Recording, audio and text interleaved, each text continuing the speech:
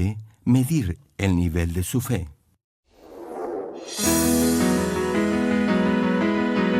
Y salió el varón hacia el oriente, llevando un cordel en su mano, y midió 1000 codos, y me hizo pasar por las aguas hasta los tobillos.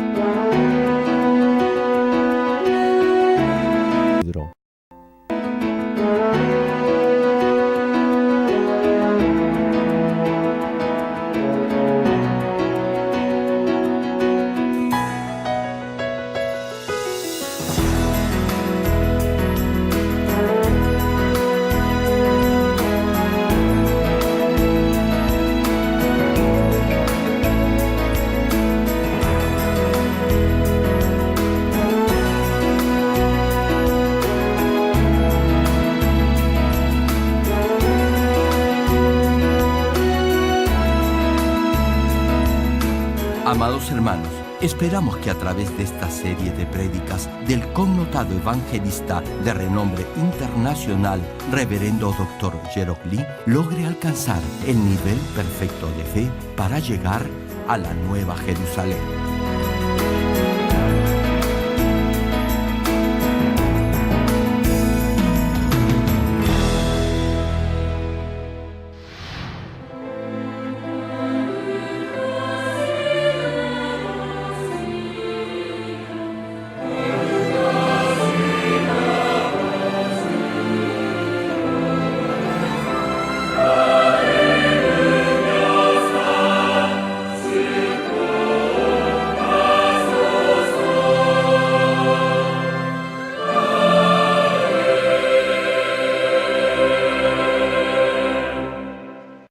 El pasaje bíblico de hoy, Ezequiel, capítulo 47, versículos 1 al 5. Me hizo volver luego a la entrada de la casa, y he aquí aguas que salían de debajo del umbral de la casa hacia el oriente, porque la fachada de la casa estaba al oriente, y las aguas descendían de debajo hacia el lado derecho de la casa, al sur del altar, y me sacó por el camino de la puerta del norte, y me hizo dar la vuelta por el camino exterior fuera de la puerta, al camino de la que mira al oriente, y vi que las aguas salían del lado derecho. Y salió el varón hacia el oriente, llevando un cordel en su mano, y midió 1000 codos, y me hizo pasar por las aguas hasta los tobillos. Midió otros 1000, y me hizo pasar por las aguas hasta las rodillas. Midió luego otros 1000, y me hizo pasar por las aguas hasta los lomos. Midió otros 1000, y era ya un río que yo no podía pasar, porque las aguas habían crecido de manera que el río no se podía pasar sino a nado. Éxodo capítulo 20, versículo 8. Acuérdate del día de reposo para santificarlo. Malaquías capítulo 3, versículo 8. ¿Robará el hombre a Dios? Pues vosotros me habéis robado, y dijisteis, ¿en qué te hemos robado? En vuestros diezmos y ofrendas.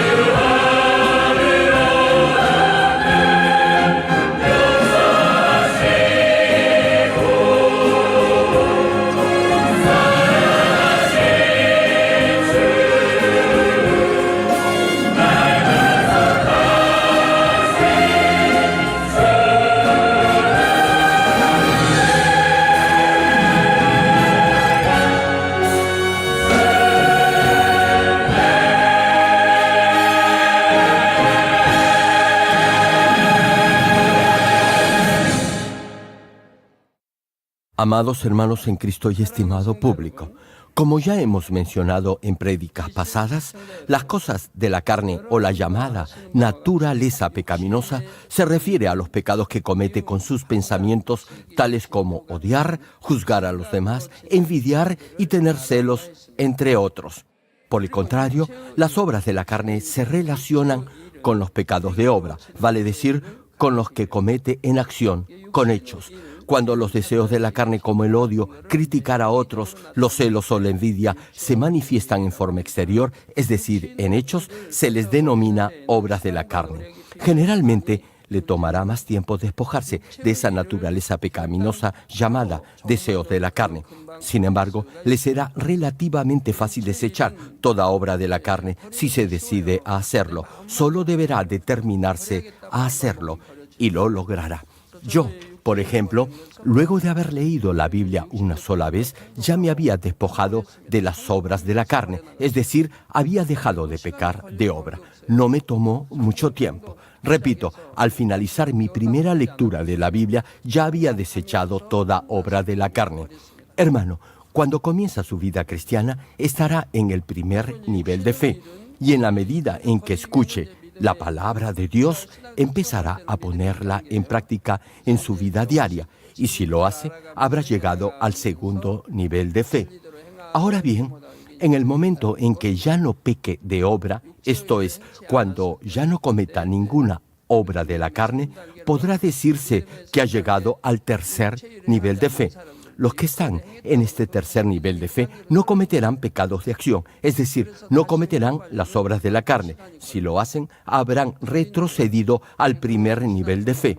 Y para recuperar su nivel anterior, le tomará más tiempo y será más lento. Si vive una vida cristiana de esa manera, vale decir, como el cangrejo, se quedará en el segundo nivel de fe, aunque tenga 20 o 30 años de vida cristiana.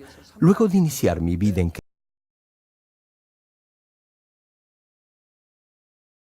menos. Y lo logré leyendo atentamente la Biblia. Todos ustedes pueden hacer lo mismo. Pueden despojarse de toda obra de la carne en poco tiempo. Lo único que tienen que hacer es decidirse. Ahora bien, si no se despoja de esa naturaleza pecaminosa y más bien continúa cometiendo las obras de la carne, tenga por seguro que al final no será salvo. Más aún, no será salvo si comete las obras de la carne que están directamente relacionadas con su salvación. Estos son los denominados pecados que lo apartan de su salvación. Entre las obras de la carne hay pecados que no pueden ser perdonados. Estos son los pecados de muerte. Si los practica, no podrá recibir el espíritu de arrepentimiento. Vale decir, no podrá arrepentirse por haberlos cometido.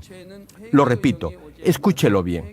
Si comete una obra de la carne que sea de muerte, no podrá arrepentirse. Debe saber muy bien esto. Hay pecados por los que podrá perder su salvación. Es decir, Dios le podrá dar otra oportunidad para arrepentirse y ser salvo. Y hay otros pecados que son de muerte, por los que indefectiblemente perderá su salvación. Reitero, es muy importante que sepa distinguir entre ambos. Podrá arrepentirse de los pecados por los que puede perder su salvación si deja de cometerlos. Sin embargo, en el caso de los pecados de muerte, no podrá arrepentirse porque no le vendrá el espíritu de arrepentimiento, es decir, justificará su pecado de cualquier manera y continuará cometiendo el mismo pecado. Por eso, la Biblia repetidamente exhorta a no cometer esos pecados de muerte. Incluso señala que ni siquiera debe de orar por aquellos que los cometen. Así que es muy importante que se despoje de toda obra de la carne lo antes posible, es decir, deje de pecar de obra. En la última prédica comenzamos a ver uno a uno estos pecados que lo apartan de su salvación, es decir, por los que puede perder su salvación. Hablamos del primero de ellos, la idolatría. Hoy vamos a compartir el segundo, y este es consagrar todo el día domingo al Señor, lo que en el Antiguo Testamento se llama guardar el día de reposo. Es mi deseo, en el nombre del Señor Jesucristo, que cada uno se pueda examinar con toda sinceridad. Y si esta prédica lo ha redarguido de pecado, le ruego, por favor, arrepiéntase y cuanto antes corrija lo que tenga que corregir en su vida. Hermanos, el segundo pecado por el que puede perder su salvación es no consagrar o dedicar todo el día domingo santo al Señor. Éxodo capítulo 20, versículo 8 al 10 nos dice al respecto: acuérdate del día de reposo para santificarlo. En el tiempo del Antiguo Testamento, el día de reposo era el sábado. A partir del Nuevo Testamento, el día del Señor es el domingo. Continúa la Escritura: 6 días trabajarás y harás toda tu obra, mas el séptimo día es reposo para Jehová tu Dios. No hagas en él obra alguna, tú, ni tu hijo, ni tu hija, ni tu siervo, ni tu criada, ni tu bestia, ni tu extranjero que está dentro de tus puertas. Este pasaje nos dice que todos en la familia debían respetar y consagrar el día de reposo al Señor. En el día de reposo no permitían que el ganado hiciera algún tipo de labor. Tampoco estaba permitido que los huéspedes o invitados hicieran alguna actividad que implicara trabajo. Dios había establecido que ese día no se podía trabajar. Este es el cuarto de los 10 mandamientos que Dios dio a su pueblo. En esa época, si alguien desobedecía este mandato, inmediatamente era ejecutado. La parte final de Éxodo capítulo 31, versículo 15, dictamina: cualquiera que trabaje en el día de reposo ciertamente morirá. Es decir, no era salvo.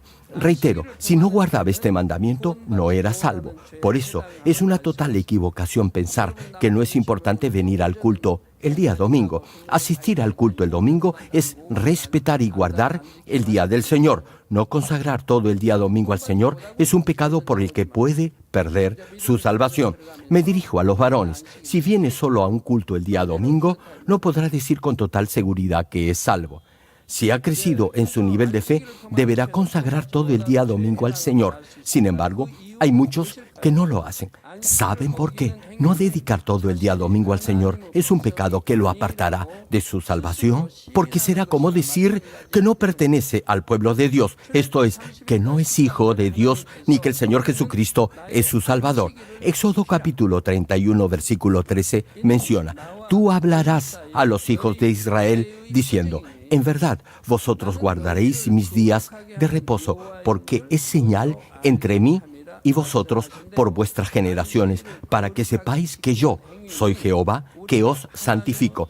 Tal como está escrito, consagrar santo el día del Señor es una señal o evidencia que muestra que es hijo de Dios. Hace algunos años prediqué una serie de mensajes titulada Guardar santo todo el día del Señor. Mencionaré brevemente algunos de esos principios. Consagrar o guardar santo el día de reposo o el día del Señor es reconocer la autoridad espiritual de Dios.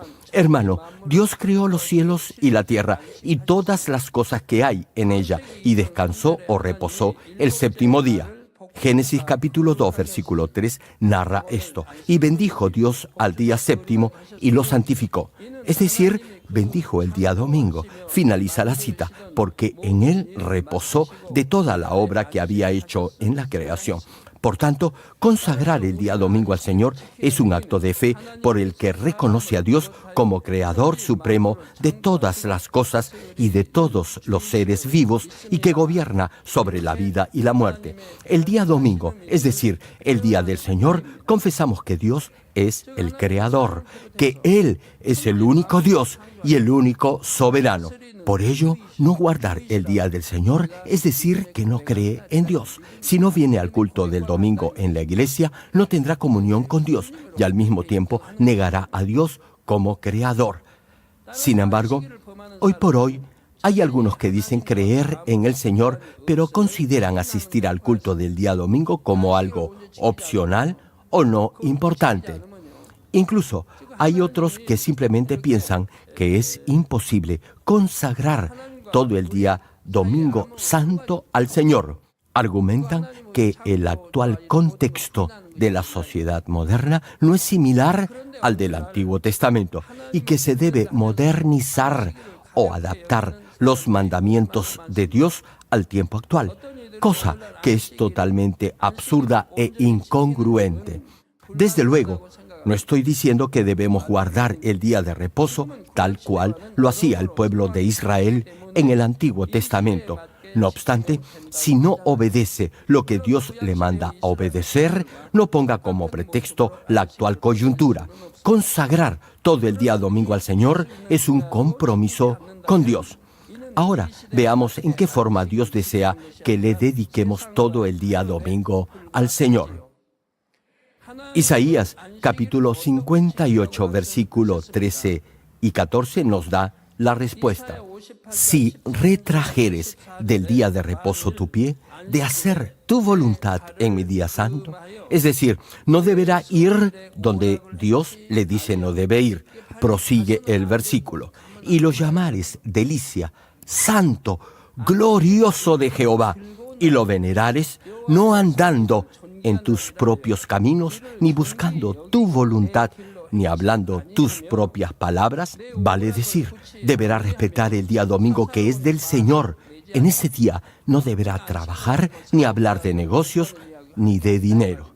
Finaliza la cita. Entonces te deleitarás en Jehová, y yo te haré subir sobre las alturas de la tierra, y te daré a comer la heredad de Jacob, tu padre, porque la boca de Jehová lo ha hablado.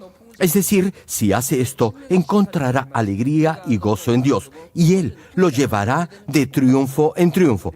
Tal como menciona el capítulo 28 de Deuteronomio, Dios lo bendecirá en su entrada y en su salida, es decir, en todo lugar donde vaya, y nunca pedirá dinero prestado. Será el primero en todo, vale decir, será promovido en su trabajo. Y Dios le dará la herencia de Jacob, lo cual significa prosperidad financiera. Así que, ya lo sabe, hermano, si consagra todo el día domingo al Señor, Dios lo bendecirá de esta manera. Si dedica todo el día domingo al Señor, Dios lo protegerá el resto de la semana. No sufrirá accidente alguno. Ahora bien, si no obedece este mandamiento, entonces le podrá ocurrir algún contratiempo. Hermano, incluso hoy en día deberá consagrar santo todo el día domingo al Señor, tal cual lo menciona la palabra de Dios. No obstante, ¿qué es lo que pasa en la actualidad? Dios dice en su palabra que el día de reposo, es decir, el día domingo, deberá abstenerse de trabajar porque es día santo para Dios. Sin embargo, vemos que muchos cristianos abren sus negocios y trabajan el domingo. Hay otros que vienen un rato al culto y luego salen corriendo para trabajar, o se van rápido para salir con su familia de paseo, o ir al cine, o a algún evento deportivo. Incluso van a fiestas con hermanos y hermanas de la iglesia y ceden a los placeres del mundo. Salen de compras, hacen negocios, etc. Siguen los deseos de la carne y creen que por venir a la iglesia ya son salvos. Pregunto, ¿usted cree por un momento que Dios aceptará eso? Isaías capítulo 1, versículo 13 señala al respecto: no me traigáis más vana ofrenda, el incienso me es abominación, luna nueva y día de reposo, el convocar asambleas, no lo puedo sufrir, son iniquidad vuestras fiestas solemnes. Este pasaje dice que Dios no soportará sus cultos ni ceremonias, incluso su adoración lo molestará, lo que significa que los ritos y liturgias formales no agradarán a Dios porque solo se hacen por cumplir y no con un corazón sincero. Aun si viene a la iglesia y se queda al culto del domingo, si ese día ha trabajado o ha visto lo que no debería ver, ya habrá desobedecido el mandamiento de guardar santo el día del Señor. En otras palabras, si el día domingo, luego de finalizar el culto, sale a trabajar o de paseo, va a la playa o va a practicar algún deporte, no estará consagrando todo el día domingo al Señor. Además, si ese día tan solo mira o lee un periódico donde aparecen fotografías indecentes, hará que su mente se llene de esa basura tóxica. Pregunto, ¿usted cree que con esa mente impregnada de imágenes lujuriosas o pensando en ganar más dinero, podrá adorar a Dios en espíritu y en verdad? Creo que todos saben la respuesta. Si los que se supone se congregan para alabar y adorar a Dios en el nombre del Señor ceden el día domingo a los placeres del mundo, ¿cree usted que Dios se manifestará en sus vidas? Claro que no. Dios ocultará su rostro de ellos. Si pasa el domingo como cualquier inconverso, ¿acaso podrá decir que ha dedicado todo el día santo al Señor? ¿Acaso podrá afirmar que tiene fe y que es salvo? Seamos sinceros, hermanos, nadie podrá creer eso, ¿cierto? En la actualidad hay iglesias que no guardan el día domingo para el Señor.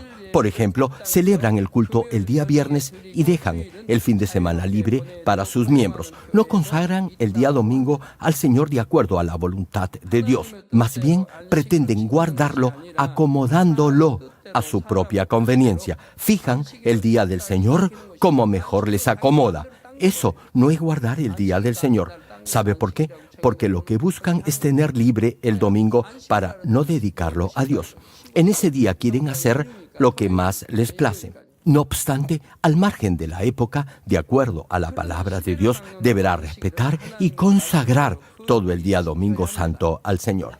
Ahora bien, el mandato de guardar el día de reposo o el día del Señor no fue solo para los hijos de Israel, sino para todos los hijos de Dios. Y es un estatuto que se debe obedecer al margen de la época.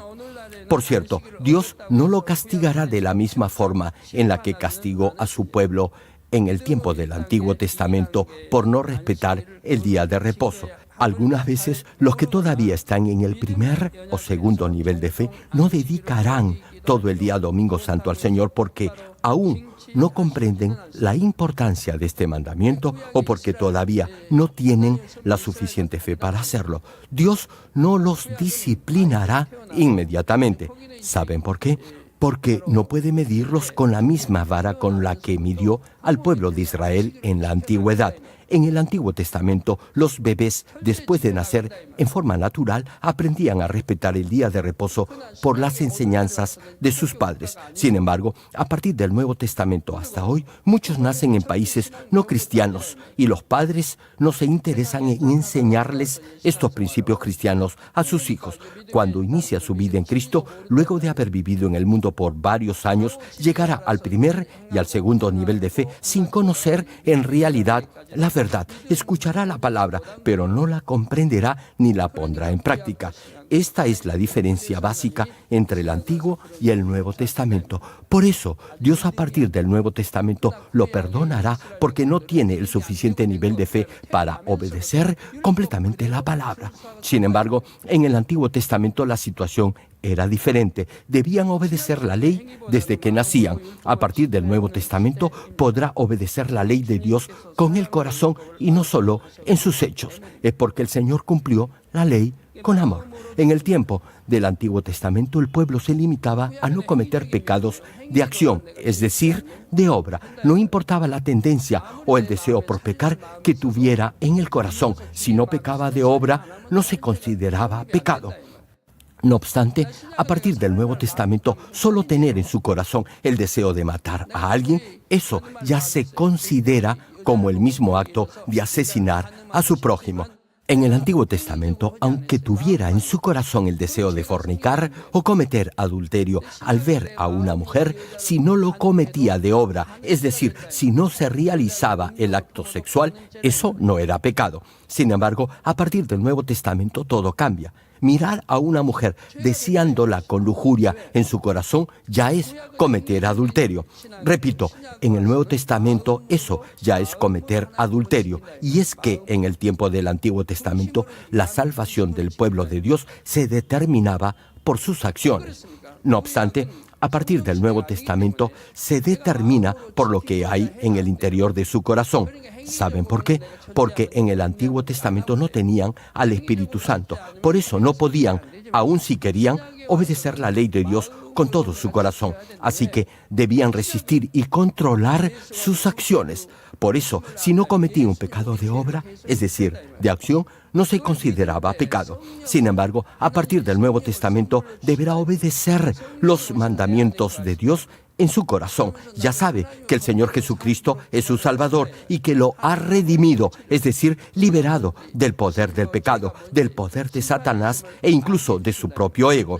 Si cree esto con el corazón, Dios le enviará el Espíritu Santo y el Espíritu Santo vendrá y permanecerá en su corazón y lo guiará a vivir en obediencia a la palabra de Dios, le hará saber los mandamientos de Dios y lo que es la justicia, el juicio y el pecado. Y como habrá un juicio final, el Espíritu Santo lo fortalecerá para no pecar, sino para vivir por la palabra de Dios. Lo ayudará para que pueda circuncidar su corazón, es decir, para que pueda limpiarlo de todo pecado y maldad. Por eso, a partir de la dispensación de la gracia, esto es, a partir del Nuevo Testamento, no deberá pecar. Hermano, el Señor lo redimió de sus pecados y le dio el Espíritu Santo para liberar su corazón de toda pecaminosidad. Los que creen obedecerán y podrán desechar toda atadura al pecado. Así que no deberá pecar ni siquiera en su corazón. Esta es la diferencia. Tal vez se pregunte, ¿cuál es más difícil de obedecer, el Antiguo o el Nuevo Testamento? El Nuevo Testamento es mucho más fácil de obedecer. En el tiempo del Antiguo Testamento era más difícil porque no podían despojarse de la maldad en su corazón. Tan solo reprimían el pecado de obra, pero continuaban teniendo odio, lujuria en su interior.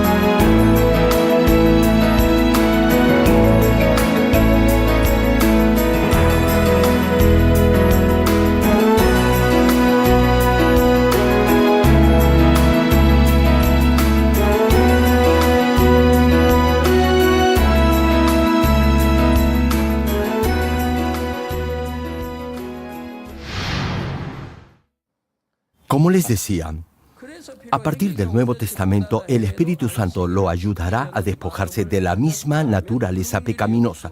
Aun si sus hechos, es decir, su comportamiento y actitudes no son perfectos, Dios, en su infinita misericordia, le dará otra oportunidad para corregirse si en verdad tiene el deseo y la voluntad de dedicar todo el día domingo al Señor. No obstante, si sobrepasa cierto límite, podrá perder su salvación. Es decir, si repetidamente desobedece el mandamiento de Dios de guardar santo el día domingo para el Señor, sabiendo que debe y puede hacerlo, eso será como desobedecer a sabiendas la palabra de Dios. En ese caso, no podrá decir que cree en Dios ni que lo respeta. Espero que todos guarden santo todo el día domingo para el Señor, de acuerdo a la voluntad expresa de Dios, y así tengan la total seguridad de su salvación. Una pregunta, ¿cree usted que es muy difícil dedicar todo el día domingo al Señor? Si piensa así, le digo para su bien, mejor cambie de manera de pensar. Marcos capítulo 2, versículo 27, recalca lo siguiente. También les dijo, el día de reposo fue hecho por causa del hombre, y no el hombre por causa del día de reposo. Desde luego, el domingo es el día en que adoramos y servimos a Dios. Sin embargo, en última instancia, ese día Dios lo ha hecho para nosotros, para bendecirnos. El día de reposo, o sea, el día domingo, es el día de descanso espiritual y Dios en ese día nos bendice. En vez del simple descanso físico, es decir, de quedarse en casa y dormir más, usted viene a la iglesia al culto de adoración. Y también se queda al segundo servicio, luego a las reuniones de los diferentes grupos o asociaciones o a la práctica del coro o de los grupos de danza, según sea el caso. Tal vez se pregunte, ¿por qué Dios llama a ese día día de reposo o día del Señor? Es porque en ese día Dios lo bendice. Y al escuchar su palabra y a través de la alabanza y la oración, lo llevará al cielo. Esa es una vía directa al reino de los cielos y es reposo o descanso porque le dará la pauta de la felicidad que vivirá por siempre en el cielo. Ese es el verdadero descanso. Es el día que Dios ha determinado para bendecir a sus hijos. Si cree esto y guarda santo todo el día domingo para el Señor, Dios lo protegerá y bendecirá el resto de la semana. Asimismo, en ese día, Dios hará que goce de verdadero descanso. Así es, hermano. Consagre y dedique todo el día domingo al Señor. Venga al templo santo de Dios, a su iglesia. Aliméntese del verdadero pan de vida.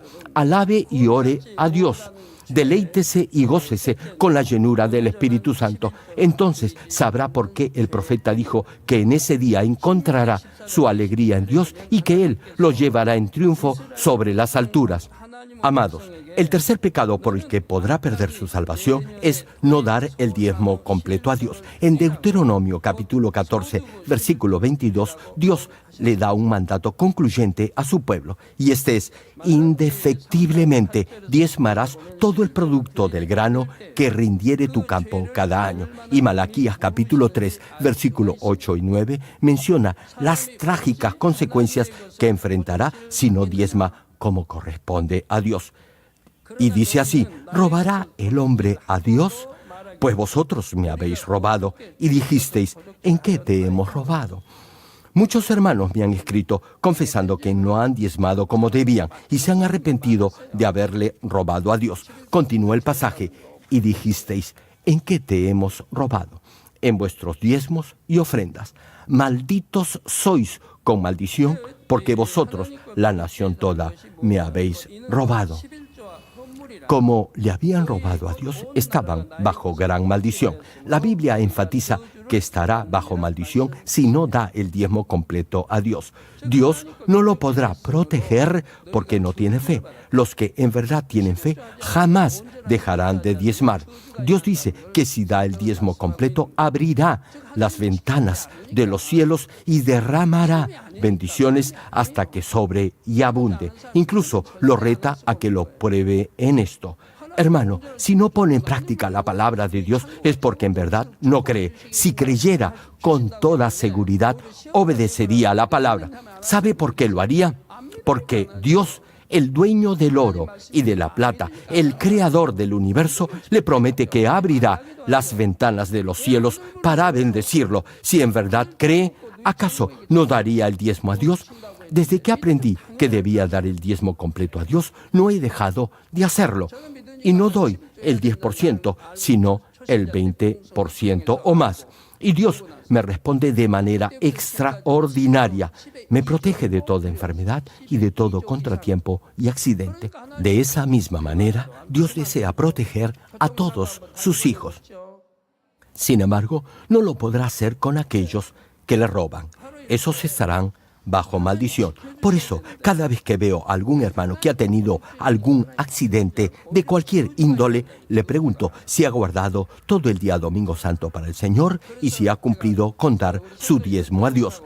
Y, a menos que me mienta, mi predicción siempre es la correcta. Habrá fallado en alguno de estos dos mandatos. Hay algunos que me dicen que solo han fallado una sola vez, sea al venir a la iglesia el domingo o en dar su diezmo a Dios. De cualquier forma, la respuesta es que han fallado en alguno de los dos mandamientos, sea en guardar santo el día domingo al Señor o en dar su diezmo completo a Dios. Si hubieran obedecido solo esos dos mandamientos, Dios los hubiera protegido. Ustedes han sido testigos de cómo Dios ha protegido a muchos hermanos en accidentes donde apenas han resultado con algún rasguño, a pesar que su auto ha quedado completamente destrozado. Y eso ha sido porque han dado su diezmo completo a Dios y han consagrado todo el día domingo al Señor.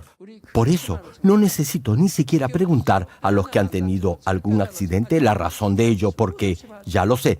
Hermano, si como hijo de Dios no da el diezmo, le estará robando a Dios. Y la palabra dice que estará bajo maldición. No lo digo yo, lo dice Dios en su palabra. Ahora ya sabe que si deja de diezmar, eso es un pecado por el que podrá perder su salvación. Estarán bajo maldición y Dios no los podrá proteger. Ahora veamos dos aspectos de por qué no diezmar es un pecado por el que puede perder su salvación. En primer lugar, no diezmar es igual a no consagrar todo el día Domingo Santo para el Señor.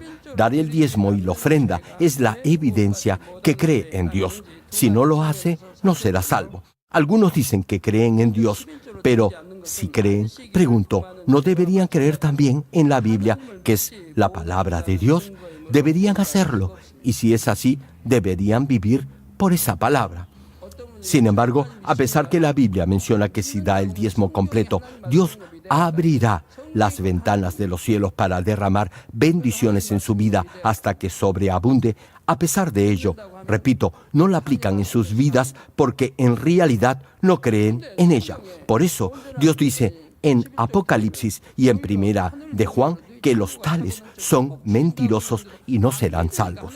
Dar el diezmo a Dios significa reconocer su autoridad sobre todo lo material, es decir, que Él es el creador de todo. Lo repito, dar el diezmo es la evidencia que cree en Dios como Señor de toda la creación. Es decir, reconoce que todo lo que hay en este mundo le pertenece a Dios. Ageo capítulo 2, versículo 8, señala: «Mía es la plata y mío es el oro, dice Jehová de los ejércitos». Como está escrito, todo lo que tiene le pertenece a Dios. Dios creó todo lo que hay en este mundo y tanto el oro como la plata le pertenecen. Por ejemplo, si percibe como sueldo o salario 100, esos 100 le pertenecen en su totalidad a Dios. Si reconoce y acepta este hecho, le pregunto, ¿le resultaría difícil dar solo 10 a Dios? Es algo natural y hasta lógico darle a Dios lo que es, ya de por sí, suyo. Ahora bien, Dios no le pide a sus hijos que diezmen porque necesita dinero o le falta algo. No es por eso. Dios le pide que diezme y ofrende para poder bendecirlo y para que acumule tesoros y recompensas en el cielo. Pregunto, ¿están diezmando y ofrendando a Dios? ¿Cuántos dicen amén? Malaquías capítulo 3, versículo 10 menciona: «Traed todos los diezmos al alfolí y haya alimento en mi casa, y probadme ahora en esto. Dice Jehová de los ejércitos, si no os abriré las ventanas de los cielos y derramaré sobre vosotros bendición hasta que sobreabunde». Imagina, hermano, Dios lo reta a que lo pruebe en esto, es decir, a que compruebe si lo que dice es cierto o no. Repito, Dios mismo lo desafía a que lo pruebe en esto. Esta es la única vez que Dios autoriza al ser humano a que compruebe si lo que dice es verdad y le promete que si obedece, lo bendecirá hasta que sobre y abunde. Si después de escuchar esto, aún así no diezma ni ofrenda, es porque en realidad no cree en Dios, no cree en su palabra.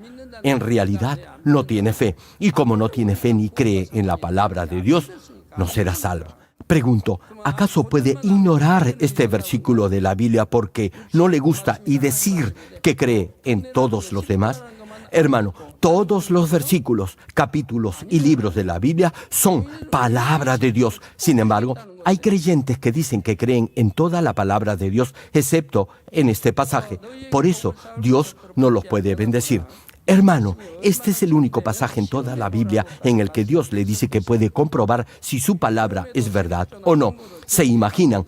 Tal es el anhelo de Dios para bendecirlo que lo desafía a que pruebe si esta promesa es cierta o no.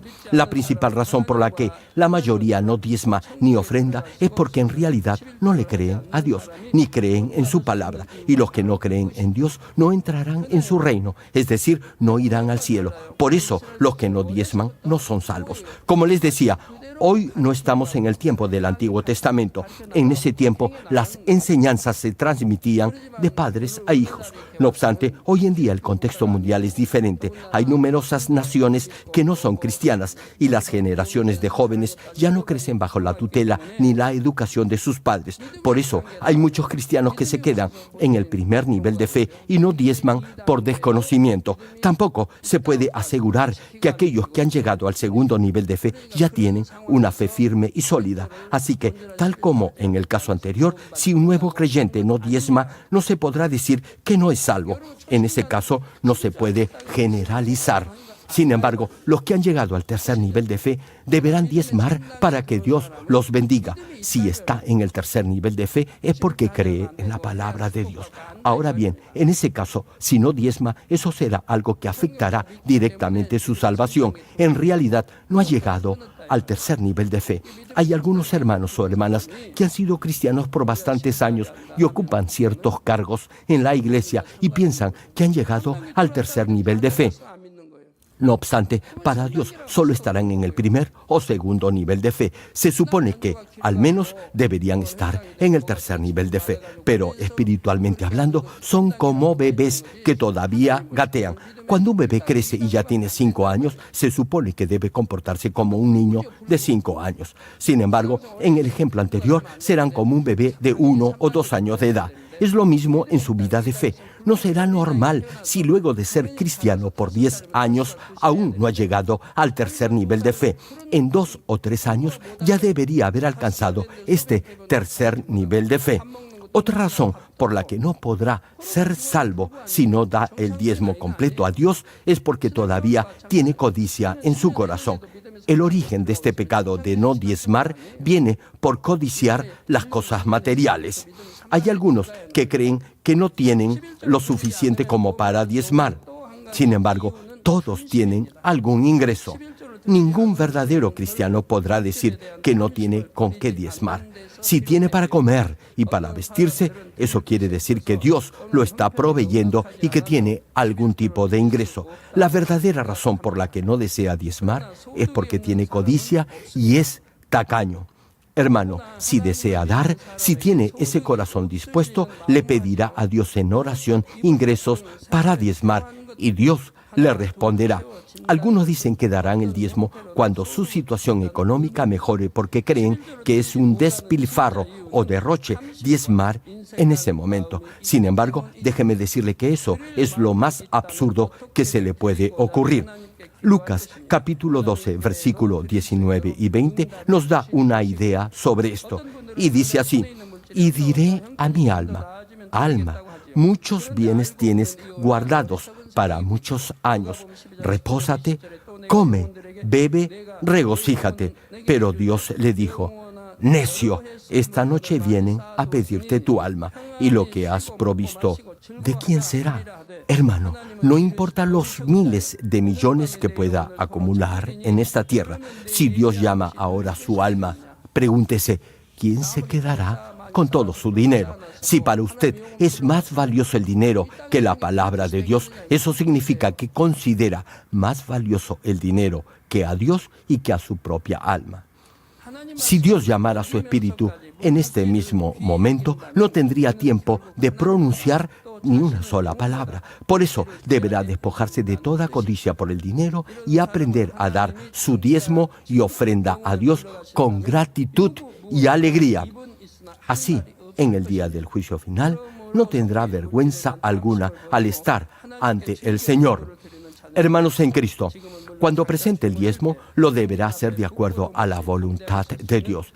Hay algunos que enseñan que diezmar no tiene relación con su salvación, sino tan solo con su bendición financiera. Dicen que el diezmo es optativo, que si diezma, Dios lo prosperará, pero que si no lo hace, eso no afectará a su salvación.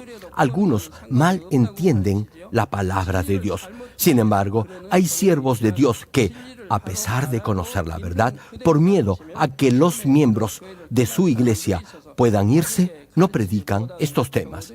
También hay casos en los que se malinterpretan estas enseñanzas que en realidad son para su bendición, pensando que la iglesia pide o quiere dinero. No obstante, y a pesar de ello, los consiervos deberán enseñar estos principios a su congregación para que Dios los pueda bendecir. Me pregunto, ¿por qué algunos pastores asistentes o líderes no comparten estas enseñanzas con los hermanos de su distrito que están en necesidad? No es difícil que Dios los prospere. Hermano, jamás emplee su diezmo para otro uso, por más urgente que sea. Dios lo podrá bendecir únicamente si comprende y pone en práctica su palabra en forma correcta. De esa manera tendrá una fe viva, verdadera y espiritual, y esa fe lo hará salvo. Hay quienes afirman que es legalista y no correcto poner énfasis en las obras en su vida cristiana. Arguye que lo más importante es creer con el corazón. Pregunto, ¿es eso acaso cierto? Mateo capítulo 6, versículo 21 nos aclara el panorama y dice así: porque donde esté vuestro tesoro, allí estará también vuestro corazón. Ofrendar a Dios es mostrar que su corazón está enfocado en Él y depende solo de Él. Y Mateo capítulo 23, versículo 23 añade: ¡ay de vosotros, escribas y fariseos, hipócritas! Porque diezmáis la menta y el eneldo y el comino, y dejáis lo más importante de la ley, la justicia, la misericordia y la fe. Y finaliza el verso de la siguiente manera: preste atención, esto era necesario hacer sin dejar de hacer aquello. Hermano, el Señor le está diciendo que para llegar al nivel del Espíritu no solo deberá circuncidar su corazón, es decir, limpiarlo de toda naturaleza pecaminosa, sino también deberá dar el diezmo completo a Dios. Sí, mi hermano, es importante guardar su corazón, pero al mismo tiempo deberá mostrar su fe en acciones o hechos. Sé que muchos de ustedes diezman con gozo y alegría, preparan su diezmo con la debida anticipación y no esperan el último minuto para darlo en el culto. En cuanto reciben su salario o ganancia, inmediatamente separan el diezmo para Dios. Igualmente, es importante ser generosos con Dios, no calcular el diezmo hasta el mínimo centavo, sino redondear la cifra. No sea tacaño con Dios y dentro de ese monto deberá considerar los regalos y las invitaciones que le han hecho. Un consejo, hermano: mejor dele más a Dios y no le deba. Así Dios, quien no es deudor de nadie, le devolverá mucho, pero mucho más. Una pregunta: ¿hay alguien que todavía no diezma? Si aún no lo hace, no se preocupe. Si ahora mismo se arrepiente y se corrige, no perderá su salvación. No obstante, si ya es cristiano por varios años y conoce la palabra de Dios, ya debería tener cierto nivel de fe. Espero que esta prédica lo pueda hacer recapacitar. Recuerde que estos principios son fundamentales en su vida cristiana y están directamente relacionados con su salvación. Termino el mensaje. Amados hermanos, una pregunta: ¿qué es lo que llena su corazón? Espero que no ponga su corazón en las riquezas terrenales, sino en acumular tesoros y recompensas en el reino de los cielos. Y la evidencia más palpable de ello es que consagre y dedique todo el día domingo santo al Señor y dé el diezmo completo. Estos dos mandamientos son básicos y fundamentales para medir el nivel de su fe y tener la seguridad de su salvación. Ahora oremos todos juntos en voz alta, meditando en el mensaje de hoy. Gracias, Padre, por tu amor y tu misericordia. Haz que la palabra que hoy he compartido cale en el corazón de todos tus hijos. Ayuda a todos tus hijos a que consagren santo todo el día domingo al Señor y den su diezmo completo, reconociendo tu soberanía espiritual y material. Bendícelos y derrama de tu gracia y favor sobre cada uno de ellos. Gracias, Padre. He orado en el nombre de nuestro Señor Jesucristo. Amén.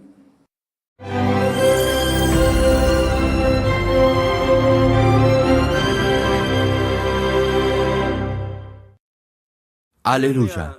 Dios Todopoderoso de amor, pon tu mano sobre todos los hermanos que están recibiendo con fe esta oración que trasciende el tiempo y el espacio a través del satélite, la televisión, el internet o que le están escuchando por radio o por cintas de audio en todo el mundo.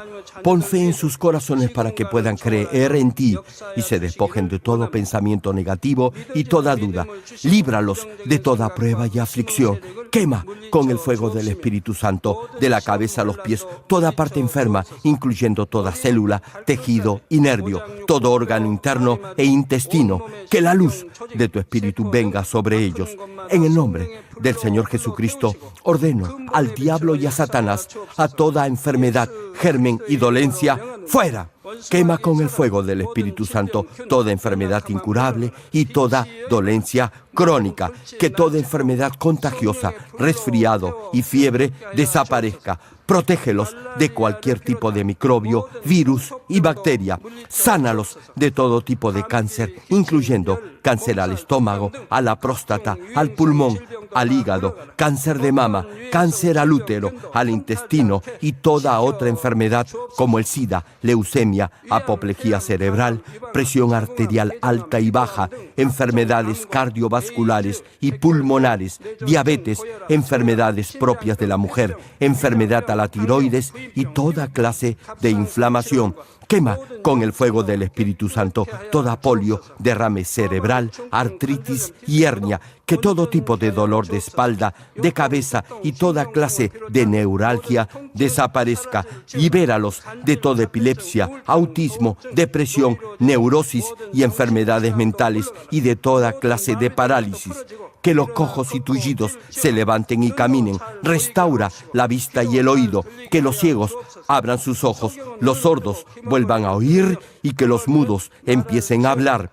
Libéralos de todo tipo de accidente, restaura los huesos fracturados, sana toda quemadura, libéralos de toda adicción a las drogas, regenera los nervios, tejidos y células muertas, revive a los muertos, bendice con hijos a los que no pueden concebir. En el nombre del Señor Jesucristo, ordeno al diablo y a Satanás, al príncipe de la potestad del aire y a toda fuerza del mal, ¡fuera! Todo espíritu maligno, inmundo, de engaño, espíritu de mentira, espíritu de división, de tentación y todo otro espíritu de iniquidad, ¡fuera! Ato a toda fuerza de la oscuridad y de maldad, y que la luz de tu espíritu descienda sobre ellos. Padre, fortalécelos para clamar en oración y dales poder para desechar todo pecado y vivir en santidad, que tengan salud, que sus almas prosperen y que sus familias sean evangelizadas y vengan al Señor. Protégelos de todo tipo de accidente y bendícelos para que tengan una vida de éxito y prosperen todo. Da a los estudiantes sabiduría y perseverancia y pon en sus corazones el anhelo de estudiar y progresar. Guarda sus corazones y pensamientos de todo lo mundano y siembra en ellos un ferviente amor por el Señor. Guarda y protege a todos tus hijos en sus hogares, trabajos y negocios con el fuego del Espíritu Santo. Bendícelos en su entrada y en su salida y en todo lugar a donde vayan, y bendícelos para que puedan prestar y nunca pedir prestado. Dale sabiduría y entendimiento y que sean llenos del Espíritu Santo. Da a todos los ministros la capacidad para llevar a cabo bien sus deberes y que haya también un gran avivamiento en cada iglesia. Manifiesta tus obras para que con toda confianza puedan testificar que Dios les ha respondido. Gracias, Padre, por haber escuchado nuestra oración. Toda la gloria sea para ti. He orado en el nombre de nuestro Señor Jesucristo. Amén. ¿Cómo puede medir el nivel de su fe?